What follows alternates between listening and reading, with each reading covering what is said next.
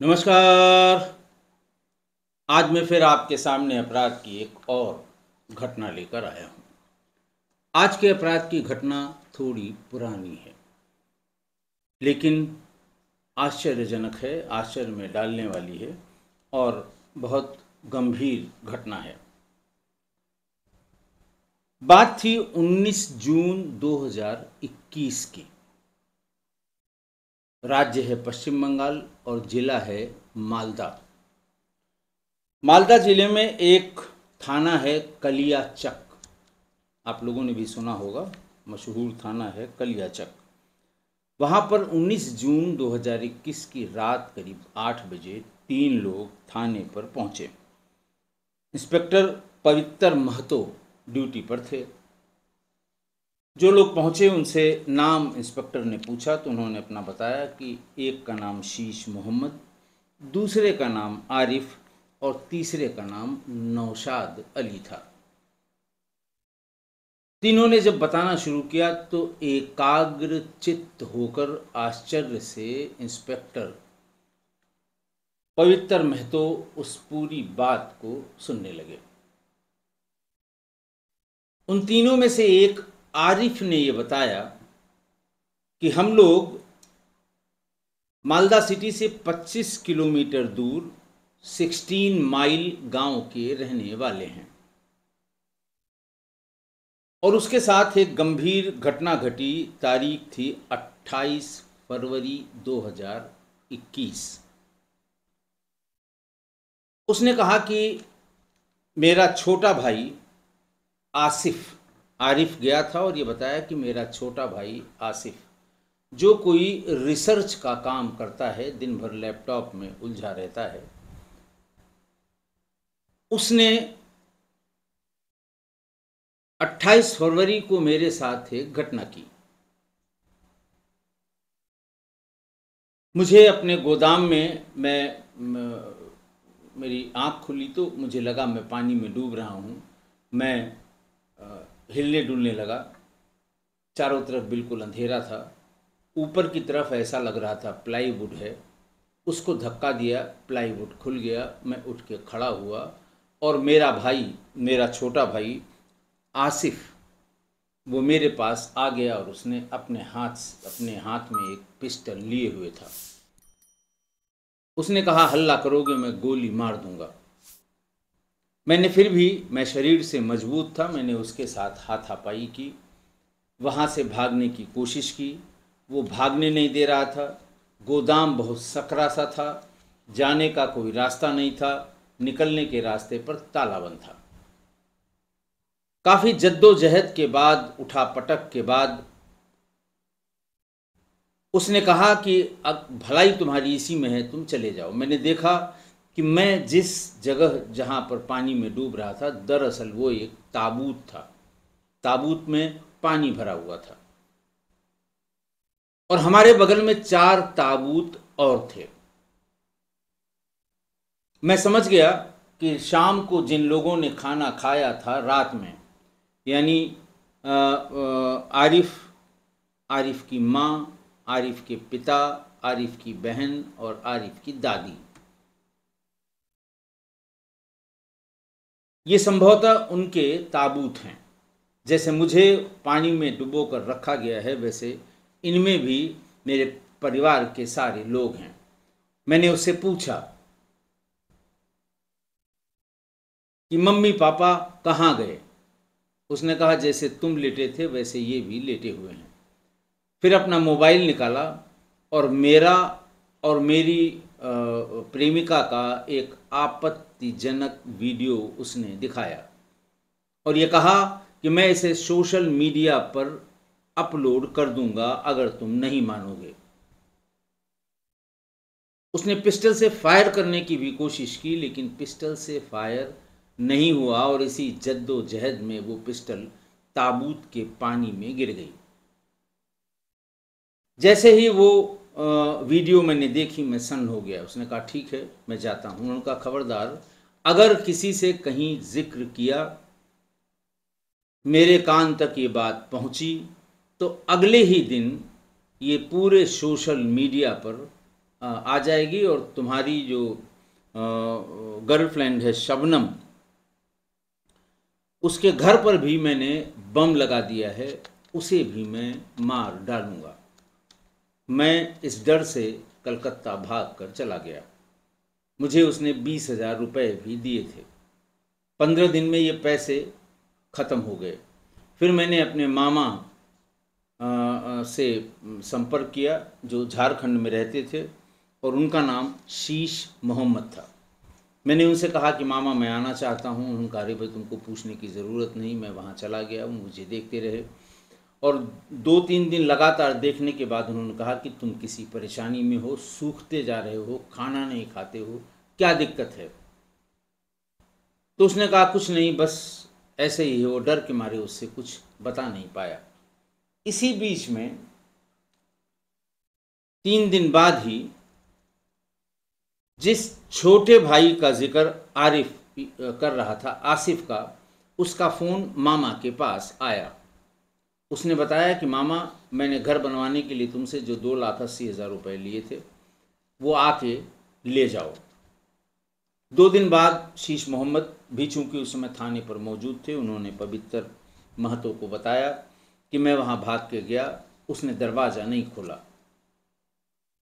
खिड़की से बात की कि जिस दिन मैंने बुलाया था उस दिन तुम नहीं आए, लिहाजा अब जब मैं कहूँगा तभी आना और खबरदार कभी बिना बताए हुए घर पर मत आना। शीश मोहम्मद ने कहा कि मैं अपनी बहन के घर आया हूँ और ये मेरी बहन का घर है, मैं जब चाहूँगा तब आऊँगा। तब फिर आसिफ ने कहा कि मैं बहुत खतरनाक आदमी हूँ, मैं जो करूँगा तुम खून के आंसू रोओगे, इसलिए तुम यहाँ से चले जाओ। मैं मायूस होकर वहाँ से निकला और पड़ोसी जो साथ में गए थे नौशाद, उनसे पूछा तो उन्होंने ये बताया कि इनका पूरा परिवार अमेरिका जा चुका है। इसकी माँ ने अमेरिका का टिकट भी हमें बताया था, वो 5-6 महीने पहले ही चले गए हैं। नौशाद को, शीश मोहम्मद को और ताजुब हुआ कि मेरे सगे बहन, बहनोई, मेरी भांजी सब अमेरिका चले गए। मैंने बीच में एक दिन फ़ोन भी किया था तो आसिफ ने बताया कि अमेरिका गए हैं, जब वहाँ का नया नंबर मिल जाएगा तो मैं दे दूँगा, तब उनसे बात कर लेना। तो बात कुछ समझ में नहीं आई। नौशाद लौट के अपने घर गया जब झारखंड में, वहाँ उसने पूरी बात फिर से आरिफ को बताने के लिए कही और बताया कि मैं वहाँ गया था और मेरे साथ ऐसा ऐसा दुर्व्यवहार उसने किया है। बात कुछ और है, बहन बहनोई 6 महीने से नहीं है, क्योंकि ये लोग थाने पर 19 जून को गए थे और शीश मोहम्मद का कहना है कि 28 फरवरी को, जब इसके पहले बात होती थी बहन से, 28 फरवरी को मैंने फ़ोन किया तो वो फ़ोन स्विच ऑफ था और 28 फरवरी की ही घटना आरिफ भी बता रहा था कि उसी दिन मैं ताबूत में से उठकर वहाँ से भागा था। तो करीब 6 महीना बिना बताए गए और इस तरह से फ़ोन भी नहीं किया, उनको 6 महीने में कोई फ़ोन नंबर भी नहीं मिला। बात कुछ समझ में नहीं आ रही है और आरिफ के बताए अनुसार 4 ताबूत वहाँ और रखे हुए थे। फिर इन तीनों ने डिसाइड किया कि हमें पुलिस को बताना चाहिए और तब ये लोग 19 जून 2021 को कलियाचक थाने पर पहुँचे। थाना प्रभारी पवित्र महतो इस पूरी बात को जैसे कहते हैं ना, एकाग्रचित्त होकर सुनते रहे, जैसे वो गुमसुम हो गए कि कोई ऐसा कैसे कर सकता है। खैर, कलियाचक पुलिस ने मालदा ज़िले से फोर्स लेके अपने सभी वरिष्ठ अधिकारियों को बताया और 16 माइल गांव के लिए वहां से निकल पड़े, क्योंकि वो 25 किलोमीटर दूर था।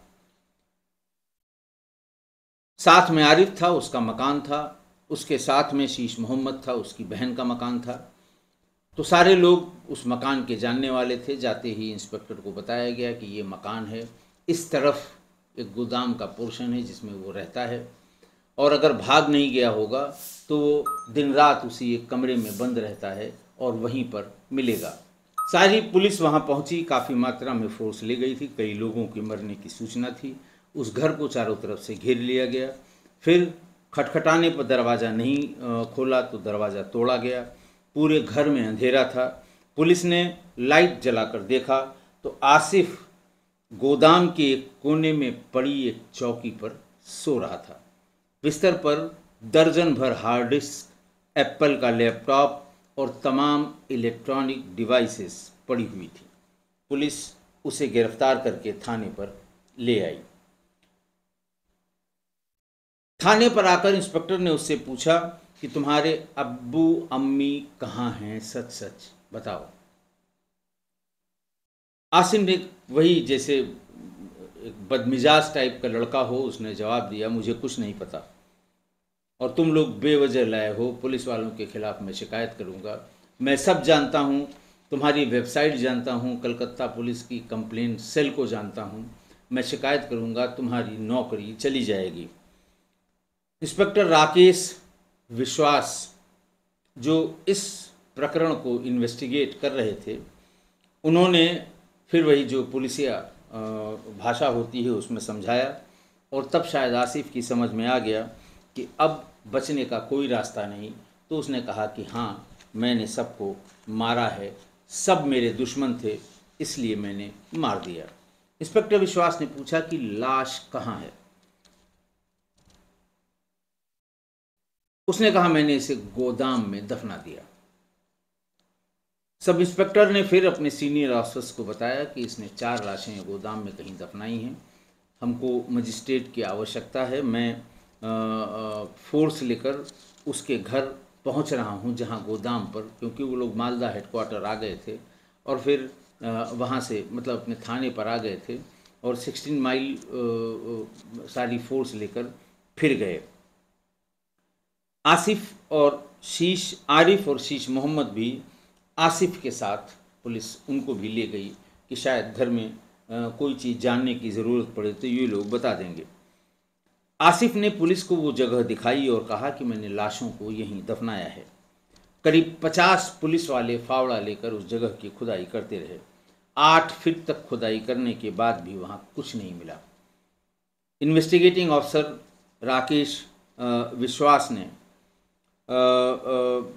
उनको शक हुआ कि ये झूठ बोल रहा है आसिफ। फिर वही किया गया जो उसके साथ किया जाना चाहिए था। तो उसने कहा कि वहाँ नहीं, फलां जगह गड़ा हुआ है और वहाँ पर दबाया है, दफनाया है। पुलिस इसको लेकर उस जगह गई और विश्वास ने फिर कहा, इंस्पेक्टर विश्वास ने, कि अब की बार अगर गलत हुआ तो तुम समझ लो तुम्हारे साथ हम क्या करेंगे। पुलिस वाले फिर खुदाई में लग गए। करीब 5.5 फीट खुदाई होते ही सब कुछ नज़र आ गया। मिट्टी हटाकर देखा गया तो कंकाल बन चुकी 4 लाशें मिलीं। चेहरा पूरी तरह से गला हुआ, कहीं पर भी मांस नहीं, सिर में थोड़े थोड़े बाल चिपके हुए थे। पुलिस ने आरिफ, शीश मोहम्मद और नौशाद अली को बुलाकर बताया कि इनमें से लाशों की पहचान कैसे की जा सकती है, हाइट के हिसाब से, वेट के हिसाब से। हुलिया और लाशों का जो लंबाई चौड़ाई है वो देखकर आरिफ फूट फूट कर रोने लगा। शीश मोहम्मद ने कहा कि ये आरिफ की अम्मी, अब्बू, बहन और दादी हैं। पोस्टमार्टम और फॉरेंसिक टीमों ने लाशों को सीज किया, सैंपल्स टेस्टिंग के लिए भेज दिया और पुलिस आसिफ और आरिफ दोनों को लेकर थाने पर लौट आई। सब इंस्पेक्टर विश्वास ने आरिफ से पूछा, अपने भाई के बारे में सब कुछ बताओ। आरिफ ने रूंधे गले से कहा कि साहब ये बचपन से ही अकेला रहना पसंद करता है, स्कूल में भी इसकी किसी से बातचीत नहीं होती थी, बैग में हमेशा स्क्रू ड्राइवर रखता था, उसे इलेक्ट्रॉनिक्स का बहुत शौक़ था। 10वीं के बाद उसने कंप्यूटर के किसी डिप्लोमा कोर्स को किया था और उसके बाद ही वो दिन भर लैपटॉप और मोबाइल में रिसर्च में जुटा हुआ था। खैर, पुलिस ने सबसे पहले उससे कहा कि तुम ये बताओ कि तुमने कब मारा, क्यों मारा और कैसे मारा। उसने कहा कि वही 28 फरवरी की बात है, मैं अपने 2 मंजिला गोदाम में बैठकर धारदार आरी से प्लाईवुड काट रहा था। ये बात है कोई सुबह 6 बजे की, और मैंने गाने भी बहुत तेज आवाज़ में लगा रखे थे। सुबह सुबह आरी की आवाज़ सुनकर मेरी मम्मी ने आवाज़ लगाई कि इतनी सुबह सुबह आरी क्यों चला रहा है। आसिफ जोर से चिल्लाया कि कितनी बार कहा है कि मेरे काम के बीच में मत बोला करो, मेरा कंसंट्रेशन बिगड़ जाता है। मैं अभी बड़े प्रोजेक्ट पर काम कर रहा हूँ। तुम लोग भी अमेरिका जाने की तैयारी करो, फटाफट पैकिंग करो, मुझे डिस्टर्ब मत करो। इतना माँ से इतनी बात करने के बाद वो फिर प्लाईवुड काटने लगा। करीब 4-5 घंटे बाद उसने 5 ताबूत बनाकर तैयार कर लिए। उनको करीने से सजाकर अपने उस कमरे में किनारे रख दिया। फिर उनके बीच हर ताबूत के बीच में एक होल किया, छेद किया, और अपने बाथरूम से जो पाइप उसमें लगती है पानी के लिए, उस पाइप को ले आया और उस पाइप को उस छेद में फिट करके देखा कि न ये बड़ा हो इसका होल न छोटा हो, तो उसी हिसाब से एक साइज के होल 5 ताबूत में उसने बना दिए। आसिफ गोदाम से घर की तरफ चला गया। करीब 12 बज गए थे। 6 बजे से वो ताबूत बना रहा था, 12 बजे तक बना लिया 5 ताबूत, और उसके बाद वो घर की तरफ चला गया। गोदाम में केवल 2 दरवाजे थे, एक मेन गेट और एक छोटा गेट। छोटे गेट से ही वो घर पहुंच गया। दोपहर के तकरीबन 12 बजे थे। उसकी अम्मी ईरा बीबी ने ये कहा कि चलो अच्छा हुआ आ गए, खाना बन गया है और तुरंत खाना खा लो। अब्बू भी आ चुके हैं खेत से। ईरा यानी उसकी माँ रसोई से खाना निकालने चली गई। उसने ये कहा आसिफ ने कि अम्मी तुम चलो खाना लगाओ, मैं ऑरेंज जूस लेकर आता हूँ। ये कहते हुए आसिफ फ्रिज की तरफ जूस का बॉटल निकालकर अपने कमरे में ले गया। वहाँ एक टेबल में 2 पत्ते दवाइयों के निकाले, उनसे टेबलेट्स निकाली, और ये करीब 25-10 के अगर एक पत्ते हैं तो समझिए 20 टेबलेट उसने उस फ्रूट जूस में, ऑरेंज जूस में मिला दिए। जूस में टेबलेट मिक्स करते हुए उसे खट खट की आवाज़ आ रही थी, मीनिंग देयर बाय कि अभी टेबलेट जूस में घुले नहीं थे। उसने फिर जोर से कहा वहीं पर कि मैं इस जूस को फिर से फ्रिज में रखता हूँ, ये अच्छी तरह ठंडे नहीं हुए हैं, जब ये ठंडे हो जाएंगे तब इनको हम लोग पिएंगे। आसिफ के अब्बू जावेद अली, अम्मी इरा बीबी, बड़ा भाई आरिफ, छोटी बहन आरिफा खातून और दादी एलेक्जन, ये डाइनिंग टेबल पर, एक टेबल है या डाइनिंग टेबल जहाँ पर वो बैठी हुई थी खाना खाने के लिए, खाना खाना शुरू कर दिया था। इसने भी खाना खाया। खाना ख़त्म होने के तुरंत बाद आसिफ बोला आरिफ से, अपने भाई से, बड़े भाई से, कि आरिफ भाईजान फ्रिज से जूस निकाल कर सबको पिला दो, अब ठंडे हो गए होंगे।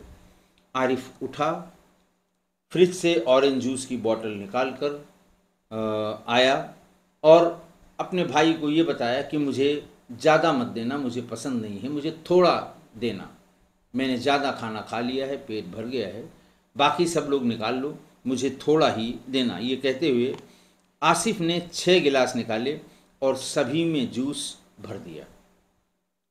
6 ही लोग थे उसको मिलाकर, तो उसने 6 गिलास निकाले और सब में जूस भर दिया। खुद वो जूस का गिलास लेकर गोदाम की तरफ जाते हुए बोला कि तुम लोग आराम से जूस पियो, मैं अपने अगले प्रोजेक्ट पर काम करने जा रहा हूँ, मुझे कोई डिस्टर्ब नहीं करे। गोदाम पहुंचकर आसिफ ने जूस का गिलास किनारे की तरफ रख दिया। फिर लैपटॉप में इंग्लिश मूवी देखने लगा, ऐसा उसने पुलिस को बताया। उधर जूस पीने के बाद सभी का सिर चकराने लगा। एक एक एक करके सभी के मुंह से झाग निकलने लगा और सभी बेहोश होने लगे। थोड़ी देर में ही उस छोटे से डाइनिंग हॉल में सन्नाटा पसर गया। माहौल देखकर आसिफ फिर भागता हुआ डाइनिंग हॉल की तरफ आया। जैसे ही उसने दरवाजे को धक्का दिया, देखा सभी लोग लाशों की तरह कुर्सियों पर पड़े हुए थे, लेकिन सबकी सांसें चल रही थीं। ये देखकर आसिफ के चेहरे पर एक मुस्कान सी आई और उस सबसे पहले वो अपने अब्बू के पास गया। कान में कहा कि देख लिया ना अब्बू, मेरी बात न मानने का यही अंजाम होता है। ये कहते हुए वापस वो गोदाम चला गया। गोदाम के जिस कोने में 5 ताबूत रखे हुए थे, उनके सारे ढक्कन, सबके ढक्कन हटा के उसने किनारे कर दिए और फिर उसने अब्बू को कंधे के सहारे से दोनों हाथ कसकर पकड़ा और घसीट कर गोदाम ले जाने लगा। लेकिन वो थोड़े भारी थे उसके अब्बू, लिहाजा वो उनको ज़मीन पर पटक दिया और घसीट कर वो अपने गोदाम की तरफ, जहाँ सब ताबूत 5 उसने रखे थे, वहाँ तक उनको ले गया। फिर उसे लगा कि ताबूत में उसने पाइप से पानी भरा, लेकिन कहीं कहीं से वो लीक कर रहा था। फिर वापस घर गया, पॉलीथीन जहाँ ऊपर रखी हुई थी उसको ले आया और 5 ताबूतों में अच्छी तरह से पॉलीथीन लगा दिया ताकि पानी भरने पर वो पानी नीचे से लीक न हो। उसने पूरी ताकत से, उसने कहा कि मैंने ताकत लगाकर अब्बू को उठाया और ताबूत के अंदर पटक दिया। शरीर से कोई हलचल नहीं हो रही थी, लेकिन मुंह से झाग निकल रही थी। पास के टेबल पर रखा उसने टेप उठाया और कहा कि मैंने अब्बू के हाथ पैर में लपेट दिया और फिर मैंने सोचा कि कहीं ये बीच में होश में आकर चिल्लाने न लगें, लिहाजा मुंह पर भी टेप चिपका दिया। फिर एक हथौड़ा ले आया। हथौड़ी जो उसने रखा था ताबूत के बनाते समय, ताबूत के ढक्कन को लगाया, चारों तरफ से कील ठोकी और ढक्कन में जो बीच में उसने पाइप के आकार का छेद किया था, उसमें पाइप लगाकर पानी भरने लगा। कुछ देर बाद वो वापस आया और अपनी अम्मी इरा बीवी को भी वो घसीट कर ले गया। ठीक इसी तरह से वहाँ उनको भी खाली ताबूत में रख दिया, उसके ऊपर का ढक्कन लगा दिया, उसमें कील से उसको पैक कर दिया। तब तक उसके अब्बू वाले ताबूत में पानी भर चुका था और अम्मी वाले ताबूत में उसने पानी भर दिया। फिर 15 साल की बहन आरिफा खातून को, जो कुर्सी के नीचे अधमरी पड़ी थी, उसे उठाया। उसका चेहरा देखते हुए बोला कि अब अब्बू तुम्हारी शादी कब्र में ही करेंगे, चलो उन लोगों के पास तुम भी आराम फरमाओ। खैर सब एक लाइन से लगे हुए थे। अम्मी के बगल वाले ताबूत में उसको भी हाथ पैर में टेप लपेट के ढक्कन लगा दिया, कील ठोक कर उसमें भी पानी भर दिया। फिर वहाँ से वो दादी की कुर्सी की तरफ आया, पूरी ताकत से उन्हें ले आया, उनके साथ भी यही सुलूक किया और फिर उसके बाद आरिफ को, फिर वो आरिफ के पास वापस आया। फ्रिज में से पानी निकाला, पिया, क्योंकि अब तक 4 लाशें डाइनिंग हॉल से और गोदाम तक ले जाने में वो हाँफने लगा था। और फिर आरिफ को घसीटना उसने शुरू किया, गोदाम में ले जाकर उसको भी ताबूत में पटक दिया और फिर 5 ताबूतों में कील लगाकर उन्हें जाम कर दिया। जो ऊपर उसने होल बनाया था, उन 5 में पाइप के सहारे पानी भर दिया और वहीं पर बैठकर 5 ताबूतों में पानी का लेवल देखने लगा। क्योंकि किसी ताबूत से पानी के रिसने, मतलब ताबूत के नीचे पानी उसे दिखाई दे रहा था और उसे लग रहा था कि पानी पॉलीथीन लगाने के बाद भी रिस रहा है, तो उसको चेक करता था कि पानी इसमें कम न होने पाए। बात उसने 12 बजे दिन में शुरू की थी, 28 फरवरी को। जब उसने जूस पिला दिया था, 1 घंटे बाद बेहोश होने के बाद चला आया। ताबूत उसने सुबह 6 बजे ही बना के तैयार कर दिए थे, 6 से 11 के बीच में। और फिर एक एक करके सबको उठाकर और फिर ताबूतों में उसने लगाकर फिक्स कर दिया। और ऐसा करते करते शाम के 7 बज गए। आसिफ ने टॉर्च जलाकर देखा तो ताबूत के भीतर कोई हलचल नहीं थी। उसे यकीन हो गया कि ताबूत में लेटे 5 लोग मर चुके हैं। वो आराम से एक कोने में आकर सुस्ताने लगा। तभी उसे लगा कि किसी एक ताबूत में कुछ हलचल हुई है। वो फौरन भागकर अपने कमरे में गया और कमरे से अपनी पिस्टल ले आया। आसिफ को लगा कि इसके भाई आरिफ के ताबूत में हलचल हो रही है। उसने ताबूत का ढक्कन हटाया। ढक्कन हटाते ही आरिफ तुरंत उठ खड़ा हुआ। आसिफ ने अपने बड़े भाई आरिफ की कनपटी पे पिस्टल तान दी। आरिफ कुछ सकपका गया, उसे समझ में नहीं आया। उसने तुरंत, मजबूत था वो, आसिफ जो है आरिफ आसिफ से मजबूत था और हट्टा कट्टा था। उसने उठाकर उसे ज़मीन पर पटक दिया। उसकी पिस्टल दूर चली गई। उसने फायर करने की कोशिश की, फायर हुआ नहीं। दोनों एक दूसरे की जान के प्यासे हो गए। तभी आरिफ की नज़र जिस ताबूत से वो निकला था उसके बगल के 4 ताबूतों पर पड़ गई। उसने चीखते हुए आसिफ से पूछा, इनमें क्या है? अम्मी अब्बू, आरिफा की लाश है। उसने कहा कि ये सभी एक एक करके इसी ताबूत में तुम्हारे तरह ही मैंने सबको पैक कर दिया है।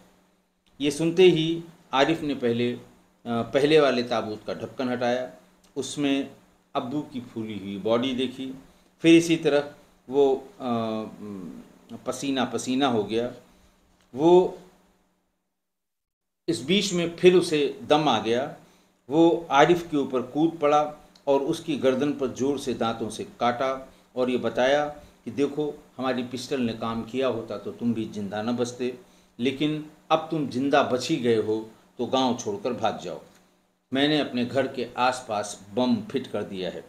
यहाँ से चले जाओ, इसमें ही तुम्हारी भलाई है। अगर नहीं गए तो मैं पुलिस को बता दूंगा कि तुमने सबको मारा है।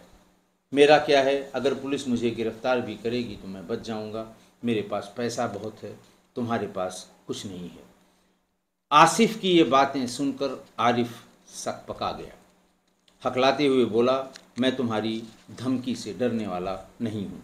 अभी मैं भागकर पहले मैं ही गांव वालों को बता दूंगा कि किसने ये मारा है। फिर जोर से हंसने लगा आसिफ। उसने जेब से मोबाइल निकाला। आरिफ के साथ एक लड़की की अंतरंग एक वीडियो उसने निकाली और उसके सामने लगा दी। आरिफ की आंख फटी की फटी रह गई। जो लड़की थी वो उसकी दोस्त, उसकी गर्ल फ्रेंड सुल्ताना थी, शबनम नहीं, सुल्ताना थी। उसने कहा कि मैं ये वीडियो वायरल कर दूंगा, सुल्ताना को भी मार डालूंगा। आरिफ अपने छोटे भाई आसिफ के पैरों पे गिर पड़ा। बिलखते हुए चिल्लाकर बोलने लगा कि मुझे माफ़ कर दो, मैं कभी वापस नहीं आऊँगा। बस इतना बता दो, इन सब को तुमने क्यों मारा है? गुस्से में लाल आसिफ बोला, जो मेरी बात नहीं मानेगा उसके साथ ऐसा ही होगा। तुम मेरी बात मानो और यहाँ से फ़ौरन भाग जाओ। आसिफ ने बिस्तर के एक कोने से 20,000 रुपये निकालकर आरिफ को दे दिए और तब तक रात के 9 बज गए थे। यानी 28 फरवरी 2021 की रात के 9 बज गए थे और पूरे गांव में सन्नाटा पसरा हुआ था। आरिफ भागता हुआ 16 माइल हाईवे पहुंचा और वहां से कोलकाता जाने वाली बस पर बैठ गया। इधर आरिफ के जाते ही आसिफ ने गोदाम घर में फिर से अपने तेज़ गाने बजाने शुरू कर दिए और लंबी सांस ली। इसने कहा कि अब इसने, यानी मेरे भाई ने, आरिफ ने जाते समय ये ताबूत देख लिए हैं, लिहाजा इन लाशों को ताबूत में रखने पर हम कभी भी फंस सकते हैं। उसने एक एक करके सारी लाशें ताबूत से बाहर निकाल लीं और उसके बाद एक कोने में रखा हुआ एक राड और हथौड़ा ले आया। एक एक करके सभी लाशों को ताबूत से निकाला, उन्हें रॉड और हथौड़े से मारना शुरू किया। लाशें पानी में रखे रखे फूल गई थीं और चमड़ियाँ उसकी उधड़ गई थीं, लेकिन उसने सारी लाशों के साथ ये चेक करने के लिए या इस हादसे से कि मारा मैंने सबको था, ये जिंदा होकर खड़ा हो गया, ऐसा न हो कि बाकी 4 में से भी कोई जिंदा होकर खड़ा हो जाए, मेरे लिए मुसीबत होगी। लिहाजा उन लाशों को निकाल कर और एक एक करके सबको रॉड और हथौड़े से पीट के उन्हें विकृत कर दिया और उसको वहाँ से निकाल कर ले आया और उनको सब बाहर एक जगह इकट्ठा कर लिया। वहाँ उसने लाठी से लाशों की लंबाई नापी और घर के बाहर की तरफ, गोदाम से बाहर की तरफ उसने एक जो गड्ढा पहले से खुदा हुआ था उसमें लाठी की लंबाई नाप के उसे देखा तो पता लगा कि लाशों की लंबाई के हिसाब से ये गड्ढा कम है। उसने शर्ट की बाह मोड़ी, पैन चढ़ाई और फावड़ा उठाकर गड्ढे को खोदने लगा। कुछ ही देर में गड्ढा 6 फीट गहरा और 12-13 फीट चौड़ा हो गया। आसिफ ने फावड़ा हटाया और एक एक करके सारी लाशों को घसीट कर पूरी ताकत से झटके से उस गड्ढे में फेंकने लगा। धीरे धीरे करके उसने चारों लाशें गड्ढे में फेंक दी और खुद भी गड्ढे में कूद गया। सभी लाशों को कतार से एक लाइन से लगा दिया और फिर उसने उसने कहा कि साहब 6 फीट का गड्ढा अगर खोदा जाए और मिट्टी दबा दी जाए तो बदबू कभी नहीं आती। इंस्पेक्टर ने पूछा ये तुमको कैसे पता? तो उसने कहा कि मैंने एक इंग्लिश फिल्म में एक सीन में देखा था कि 6 फीट से गहरा गड्ढा हो अगर तो उसमें बदबू कभी नहीं आएगी। आसिफ गड्ढे के बाहर निकला और गोदाम के कोने से केमिकल की एक बॉटल भी ले आया। बॉटल खोलकर 7-8 ढक्कन केमिकल चारों लाशों के ऊपर छिड़क दिया, फावड़ा उठाया और फिर गड्ढे को भरने लगा। गड्ढा भरते भरते सुबह के 4 बज गए। आसिफ ने अपने मिट्टी से सने कपड़े धोए, नहाया और फिर वही नींद की दवा उसने ऑरेंज जूस में मिलाई थी, वही एक खा ली और सो गया। अगले दिन यानी 1 मार्च, अब ये सुबह 6 बजे से आरी से ताबूत बनाने से जो उसने कार्यक्रम शुरू किया, 12 बजते बजते सबको नींद की दवा खिला दी, शाम होते होते सबको लाकर ताबूत में पैक कर दिया। 7-8 बजे के आसपास वो आरिफ वहाँ से उठा और भाग गया। फिर सबको ताबूत से बाहर सारी लाशें निकालीं, उनके साथ बर्बरता की और फिर गड्ढा खोदा। गड्ढे को खोद के उसमें डाल के मिट्टी डालते डालते सुबह 6 बज गए। तो 1 मार्च को सुबह सुबह किसी ने दरवाज़ा खटखटाया। दरवाजे पर पड़ोसी नौशाद अली खड़े थे। खिड़की खोलकर आसिफ ने देखा। आसिफ ने भरी आवाज़ में पूछा, क्या हुआ चचा, कोई काम है क्या? नौशाद अली बोले, तुम लोग अमेरिका कब जाओगे? तुम्हारी अम्मी ने बताया था कि तुम लोग जल्दी जाने वाले हो। उसने बताया, आसिफ ने खिड़की के भीतर से बिना दरवाज़ा खोले हुए, कि सभी लोग अमेरिका चले गए। मैं भी 6 महीने बाद चला जाऊंगा। अभी एक प्रोजेक्ट पर काम कर रहा हूँ। आसिफ ने ऐसा कहते कहते खिड़की बंद कर ली और गोदाम की तरफ चला गया। फिर फावड़ा उठा के जो समतल, उसको कम समतल थी वो ज़मीन जहाँ उसने सबको गाड़ा था, उसने उसको समतल किया। तो पुलिस ने फिर पूछा कि समतल करने की क्या ज़रूरत थी, वहाँ कौन आता था, वो तो तुम्हारा ही घर है। तो उसने कहा कि नहीं साहब, समतल अगर रहेगी, कल को कोई आ ही गया तो समतल पर कोई प्रश्न चिन्ह नहीं खड़ा करेगा। अगर मिट्टी के ढेर अलग अलग पड़े होंगे तो ज़रूर लोगों को शक होगा। अच्छा, इस बीच में वो 20,000 रुपये उसको दे दिया था आरिफ को। वो कलकत्ता पहुंच गया और ताड़तल्ला में एक होटल लिया और उसमें वो रहने लगा। करीब एक हफ्ते भर बाद उसके मोबाइल की घंटी बजी। फ़ोन उठाते ही उधर से आसिफ बोला कि जैसा मैंने कहा है वैसा ही करना। अपना दिमाग लगाने की कोशिश की तो ये वीडियो वायरल कर दूंगा। तुम्हारे गर्लफ्रेंड के घर के बाहर मैंने बम लगा दिया है, वो भी जान से मारी जाएगी। ये कह के उसने फ़ोन काट दिया। आसिफ अपने परिवार की कब्र के बीच उसी गोदाम में रह रहा था। दरवाजे पर कोई भी आता था उसे डांट कर भगा देता था। कहता था अम्मी अब्बू सभी अमेरिका चले गए। करीब 17 दिन बाद आरिफ के पैसे कलकत्ता में जिस होटल में था वहाँ ख़त्म हो गए। आरिफ ने और होटल वाले ने कमरा खाली करने के लिए कहा। वो सड़क पर घूमता रहा, तभी उसे अपने मामा शीश मोहम्मद की याद आ गई। उसने फ़ोन किया और कहा मामा मैं कलकत्ता में हूँ, कुछ दिन आपके घर आने की सोच रहा हूँ। मामा ने कहा अरे बिल्कुल आ जाओ भाई, भांजे हो, तुम्हें क्या दिक्कत है।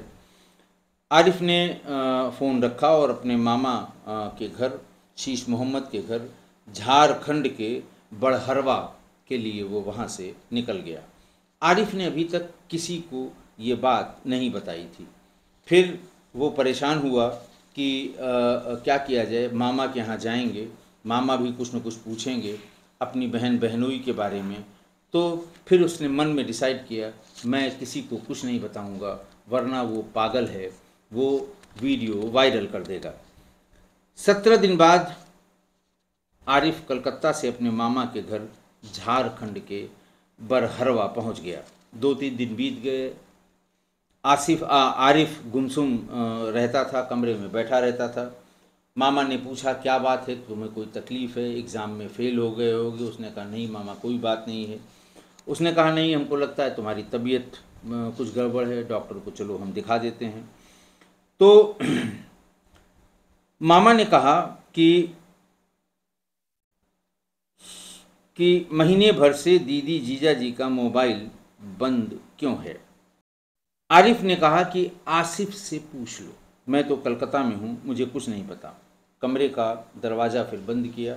आरिफ बोला कि मामा से पूछिए, मामा आसिफ से पूछिए, हमसे क्यों पूछ रहे हैं। इरिटेट हो गया क्योंकि 3 दिन से लगातार उसके मामा शीश मोहम्मद यही सवाल कर रहे थे, बहन बहनोई कहाँ हैं, इतने दिन से फ़ोन नहीं किया, फ़ोन क्यों स्विच ऑफ है। तो उसने खिसिया के कहा कि यह आसिफ से पूछ लो। शीश मोहम्मद ने फ़ौरन आसिफ को फ़ोन किया और पूछा दीदी जीजा जी कहाँ हैं, उनका फ़ोन क्यों बंद है। आसिफ गुस्से में बोला सब लोग अमेरिका चले गए हैं, जब वहाँ नया नंबर मिल जाएगा तब बता दूंगा। शीश मोहम्मद सोचने लगे कि अमेरिका जाने से पहले दीदी ने एक भी फ़ोन नहीं किया, ऐसा संभव नहीं है। चूँकि सभी लोग वहीं थे, सब अपने अपने हिस्से की बात पुलिस को बता रहे थे। इधर करीब 15 दिन बाद आसिफ घर से निकला और पास के बाज़ार में एक होटल वाले के पास गया। काउंटर पर बैठे मैनेजर से बोला कि जब भी मैं फ़ोन करूं खाना मेरे घर भिजवा देना। मेरे घर में कोई है नहीं, पैसे की चिंता मत करना, मैं 2 गुना दूंगा। अम्मी अब्बू सब अमेरिका चले गए हैं, घर पर कोई खाना बनाने वाला नहीं है।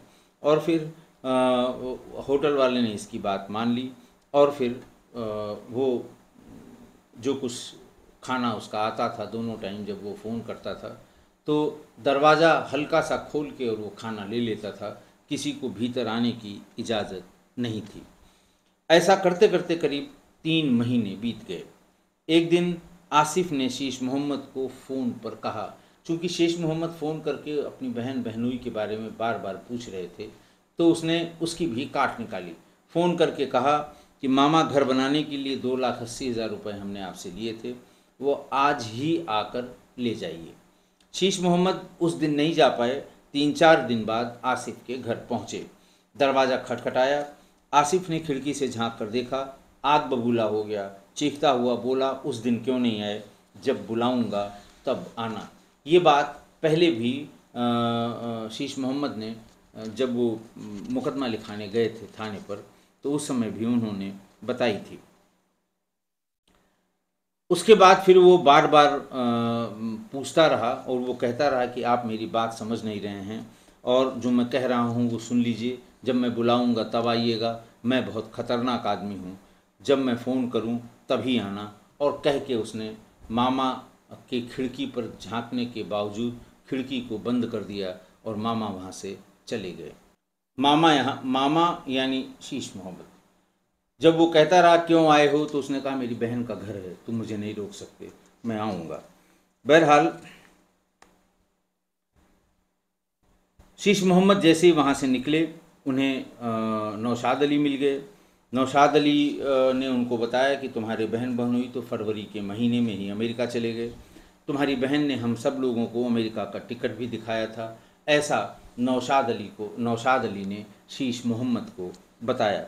शीश मोहम्मद बोला कि अभी तो आसिफ है लेकिन घर के अंदर नहीं आने दे रहा है, कितना, और कह रहा है कि मैं बहुत ख़तरनाक आदमी हूँ, जो हम बोलें वही करना होगा, मेरा कहा हुआ नहीं करोगे तो मैं क्या कर दूंगा तुम्हें अंदाज़ा भी नहीं लगता है। फिर वो बड़बड़ाते हुए वहाँ से शीश मोहम्मद बरहरवा अपने गांव लौट गए। उसने पहुँचते ही आरिफ को बुलाया और ये कहा कि आज मैं आसिफ से मिलने गया था, उसने घर के भीतर नहीं घुसने दिया और ये कहा कि जब मैं बुलाऊंगा तभी पैसे लेने आना, ऐसे मत आ जाना। फिर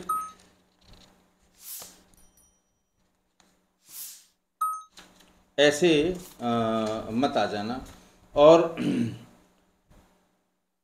फिर उसने पूछा कि आरिफ से कहा कि तुम सूखते हुए चले जा रहे हो, क्या बात है।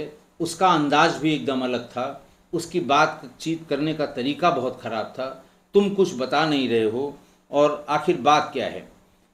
जब इतनी बात कही तो आरिफ की आंखें भर आईं। शीश मोहम्मद डांटते हुए बोला, दीदी जीजा जी से बात कराओ, 4 महीने में भी अमेरिका में उन्हें नया नंबर नहीं मिला है। फिर सब कुछ सच सच बताओ वरना मेरे घर से चले जाओ। शीश मोहम्मद ने जब आरिफ को ये बात कही, यानी अपने भांजे को, तो वो फूट फूट कर रोने लगा। उसने कहा, मामा, आसिफ ने 28 फरवरी की शाम सभी को पानी में डुबोकर मार दिया था।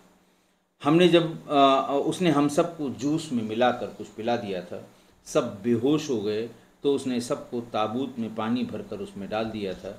मैं किसी तरह से बच गया। उसने पिस्टल से मारने की कोशिश की, पिस्टल उसकी चली नहीं और फिर वो ये कहने लगा, मैं तुम्हारी और तुम्हारे गर्लफ्रेंड की ये वीडियो वायरल कर दूंगा और सुल्ताना को भी मार डालूंगा। मैं बहुत डर गया। आरिफ की बात सुनने के बाद शीश मोहम्मद ने नौशाद अली को मिलने के लिए बुलवाया। सभी ने मिलकर तय किया कि पुलिस में कंप्लेन करेंगे। इतनी डिटेल बात आसिफ ने और शीश मोहम्मद ये तो कंप्लेनेंट थे, आरिफ भी कंप्लेनेंट था, नौशाद भी कंप्लेनेंट था, लेकिन जब पूरी बात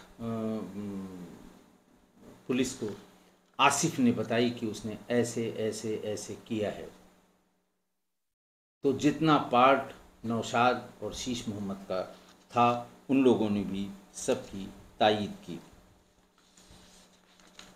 फिर मैंने आपको बताया ये सब होने के बाद पुलिस को सब लाशें मिल गईं और सारी लाशों को पोस्टमार्टम के लिए भेज दिया गया। और ऐसा क्यों किया, उसने ये भी आरिफ ने बताया कि उसको इलेक्ट्रॉनिक का शौक़ था और इस तरह की बात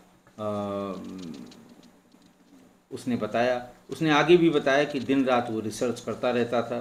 फिर एक दिन बोला कि अमेरिका में नासा के एक प्रोजेक्ट का ऑफ़र आया है, इसके लिए 23 लाख रुपए की ज़रूरत है, वो घर वालों को भी साथ ले जाएगा। अब्बू ने गांव की सारी ज़मीन बेचकर उसे पैसे दे दिए। फिर वो गोदाम अपने नाम कराने के लिए कहने लगा। अब्बू ने वो गोदाम भी उसके नाम कर दिया। सब लोगों को लगता था कि ये दिन भर कहीं न जाता है न आता है, उसी में अपने रिसर्च का काम करता रहता है, ज़रूर इसको कुछ न कुछ ऑफ़र आया होगा, पैसों की ज़रूरत है। तो फिर पुलिस ने उससे पूछा, आरिफ से, कि तुमने पहले क्यों नहीं बताया। तो उसने ये बताया कि साहब क्या करता मैं, एक बार मैं अपनी गर्लफ्रेंड के साथ या गर्लफ्रेंड को अपने घर पर ले आया था, तब इसने चुपके से कहीं मेरी कोई वीडियो बना ली थी और उसी की धमकी देता था कि मैं वीडियो को वायरल कर दूंगा। खैर पुलिस ने आरिफ की tower location, CDR, call detail सब खंगाले तो पता लगा कि 28 फरवरी को उसकी लोकेशन कोलकाता और झारखंड की थी जबकि आसिफ की लोकेशन 28 फरवरी के बाद से उसके घर के आसपास ही बनी हुई थी। तो फिर उसने आसिफ से पूछा, इंस्पेक्टर विश्वास ने, राकेश विश्वास ने, कि पूरे परिवार को क्यों मार दिया।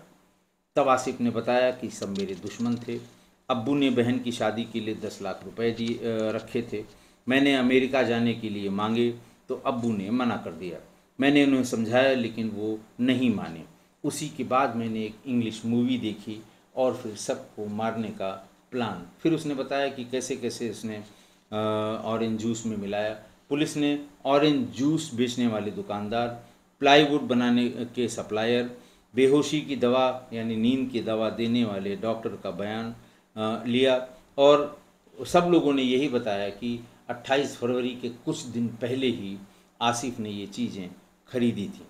डॉक्टर ने, जिस डॉक्टर से ये टेबलेट लिया करता था, उसने बताया कि आसिफ पहले नींद की टेबलेट की केवल 1 स्ट्रिप ले जाता था।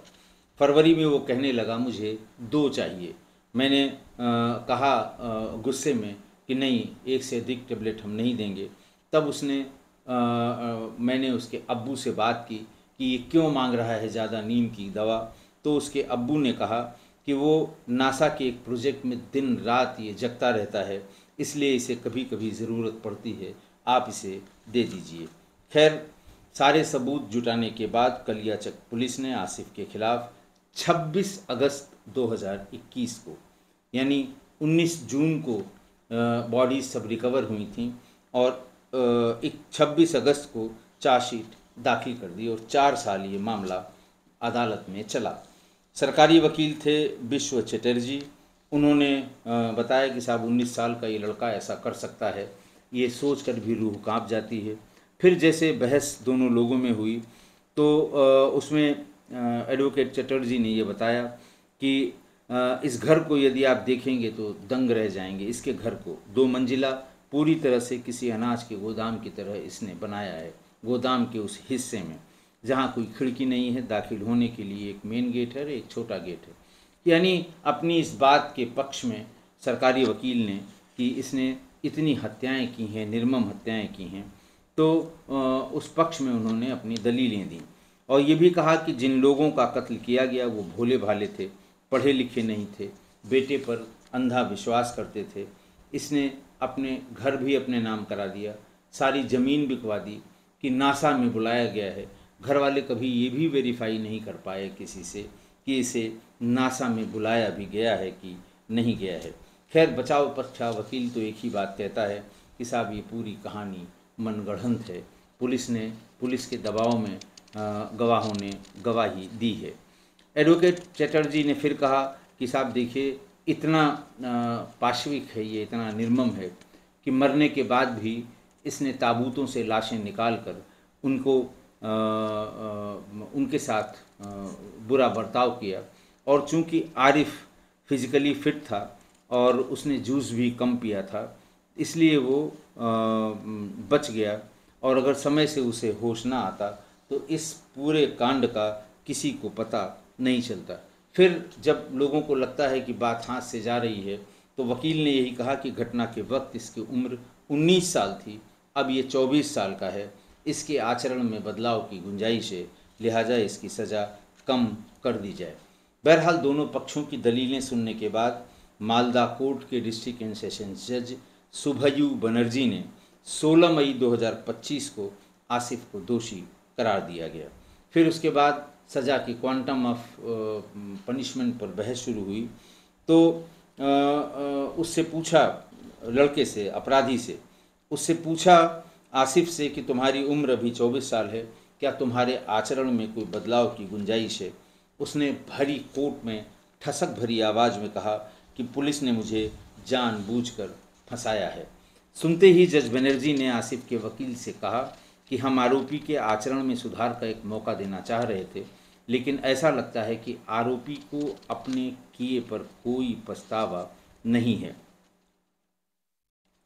फिर यही कहा गया कि साहब इसको फांसी की सज़ा ही मिलनी चाहिए। डिफेंस के उसके सरकारी अफसर ने ये कहा और सरकारी वकील विश्व चटर्जी के तर्क से सहमत जज सुयसु बनर्जी ने 17 मई 2025 को इस केस को रेयरेस्ट ऑफ रेयर श्रेणी का माना और आसिफ को मृत्यु दंड की सज़ा सुना दी।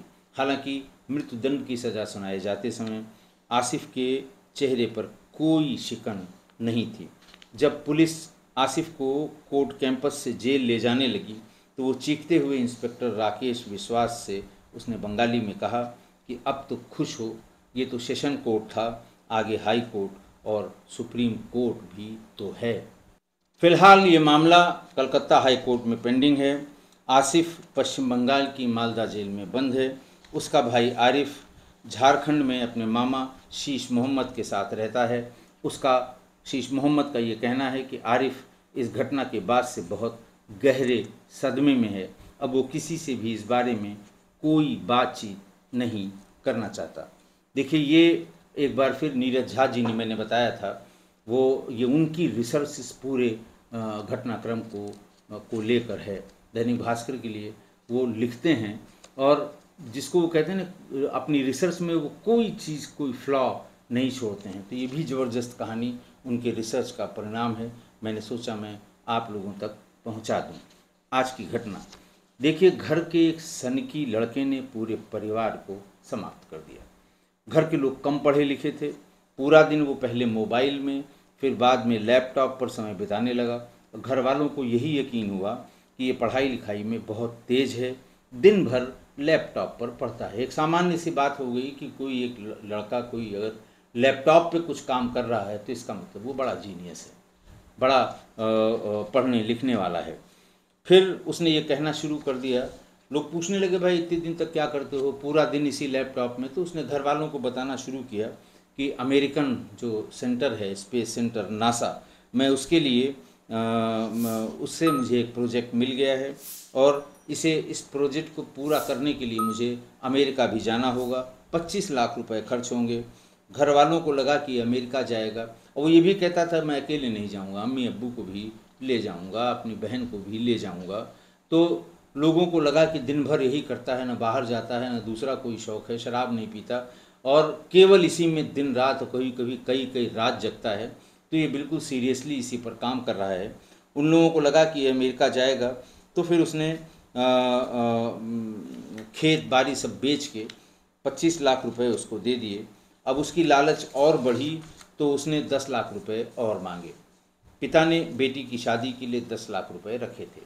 उसने कहा कि भाई इसी में काम चलाओ, ये 10 लाख में नहीं दे सकता क्योंकि मुझे बेटी की शादी करनी है। बस यहीं से आसिफ का दिमाग घूमना शुरू हो गया और उसने एक फूल प्रूफ प्लान बनाया। वो भी अंग्रेजी फिल्में देखता था। 1 महीने पहले उसने एक फर्जी टिकट प्रिंट कराया और अपनी अम्मी अब्बू को दे दिया 2 महीने बाद की तारीख का कि ये तुम लोगों का टिकट है, बाकी लोगों का टिकट मेरे पास है, मतलब एजेंट के पास है, वो दे देगा, इसे अपने पास संभाल कर रखना और फला तारीख को हम लोग सब लोग अमेरिका चलेंगे। तो वो फर्जी एयर टिकट दिखा के घर वालों को, और फिर पूरे गांव में सब जगह हल्ला हो गया कि आसिफ सबको लेके अमेरिका जाएगा, कोई बहुत बड़ा काम वो कर रहा है। इस तरह की बात लोगों को, और भाई बहन और दादी की टिकट उसने बताया कि एजेंट के पास हैं। फिर उसने ताबूत बनाए। ताबूत के बाद सबको जूस में नींद की गोली दी। ताबूत में सब बेहोश होने के बाद ताबूत में रख दिए। लेकिन आरिफ का मुकद्दर अच्छा था, वो बच गया और भाग गया।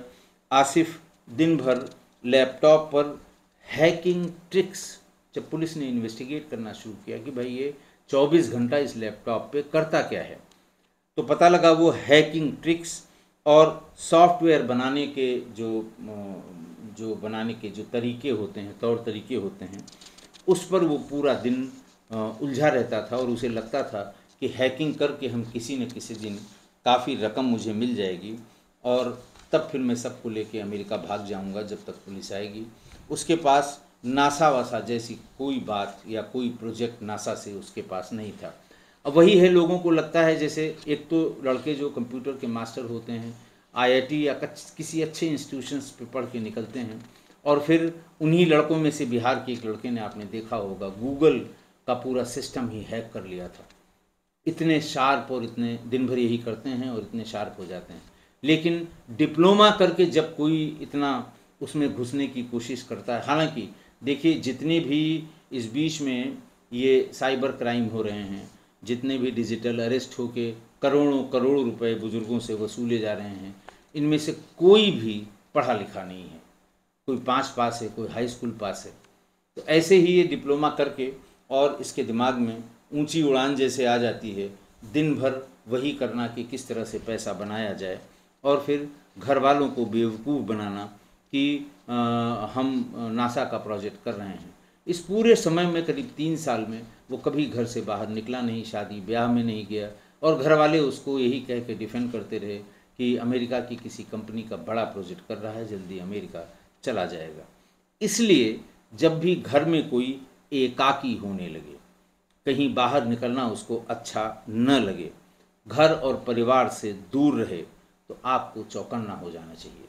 वो जो भी चीज़ बताता है कि वो कहाँ बिजी है, एक बार किसी जानकार से, चाहे परिवार का ही कोई जानकार हो, उससे क्रॉस चेक जरूर करा लीजिए, वरना ये इस तरह के दिमाग वालों का दिमाग किधर घूम जाएगा इसका कोई भरोसा नहीं है।